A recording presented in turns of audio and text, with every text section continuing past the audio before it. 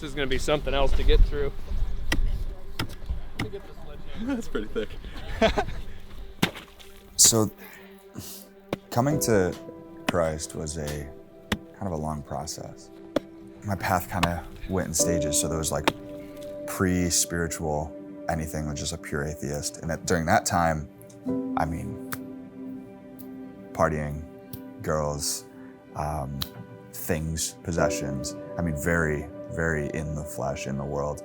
Once I started getting interested in things of the spirit and of the heart and of the mind, I guess the small God was myself, right? I was focused. It was a very inward path of, I wanted to, by myself and on my own, straighten out my mind, fix my heart.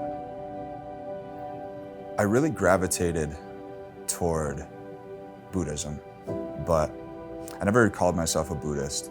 I thought about God. I believed in higher power, if you will. I kind of conceptualized it as maybe an energy or an intelligent force in the universe, but I didn't think it really mattered in terms of my own spiritual progression, which I really got that from Buddhism. Buddhism doesn't ever really talk about God.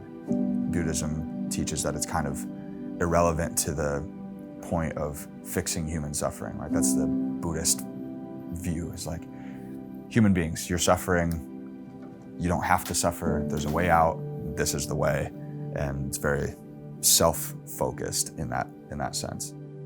Just by happenstance, a friend of mine came over when I first bought this house to help me with the electric, and he's like, "Hey man, I just started listening to audiobooks, like you should check out this book I'm listening to." I'm like, "Man, I haven't listened to it. I haven't read a book in like 10 years. I was like, okay, I listened to it. It's The 7 Habits of Highly Effective People by Stephen Covey. And that book had some ideas in it that blew my mind. First of all, that I wasn't a victim to life circumstance. And to put it briefly, that just sparked this chain reaction of one book led to another book, led to another book. And it led me through this period of just intense hunger for wisdom. There was this period of kind of flirting with Christianity, and I started to go to church. I started dating my now fiance, Mia, and those were all things that I was like, okay, I'm getting more and more into it, more involved. But I think the day that I really accepted Jesus into my life was after reading Isaiah 30. Could I read it? Yeah, go ahead. Okay. O people in Zion, inhabitant in Jerusalem, you will weep no longer. He will surely be gracious to you at the sound of your cry. When he hears it, he will answer you. Although the Lord has given you bread of privation and water of oppression, he, your teacher, will no longer hide himself, but your eyes will behold your teacher. Your ears will hear a word behind you. This is the way, walk in it, whenever you turn to the right or to the left. Then you will defile your graven images overlaid with silver and your molten images plated with gold, and you will scatter them as an impure thing and say to them, be gone. There's a turning point in this passage. It's that you will defile your graven images and you will scatter them and say to them, be gone. And I thought, I've got all these Buddha statues in my house still. I've got these like pictures of Buddha. I've got these things that I'm still hanging on to.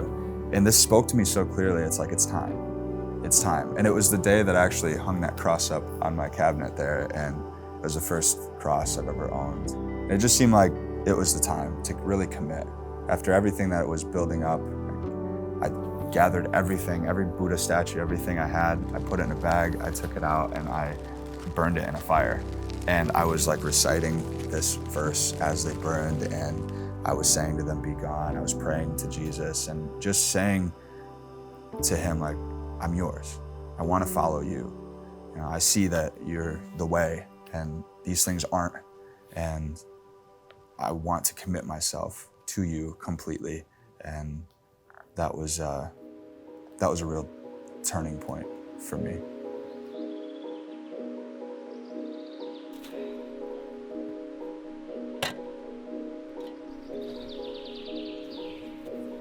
Baptism is symbolic in the way that marriage is symbolic.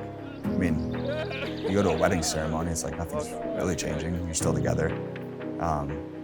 but it's a moment in time that marks a transition between the old relationship and a new relationship.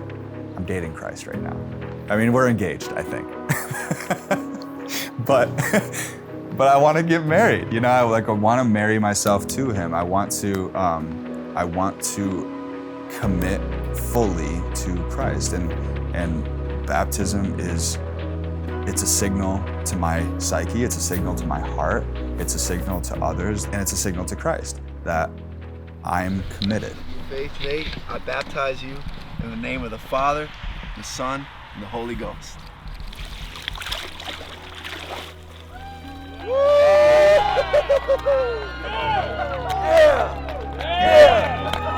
Joy is unconditional. Happiness is conditional. You're happy because things happen to you. You're joyful because of who you are, because of what you believe in, who you believe in. I want that. Jesus calls you to be uncomfortable at times. It's like, step out for me.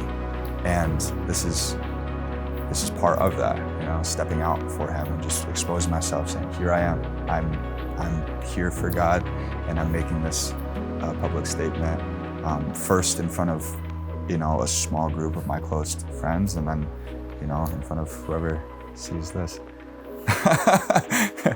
Yeah.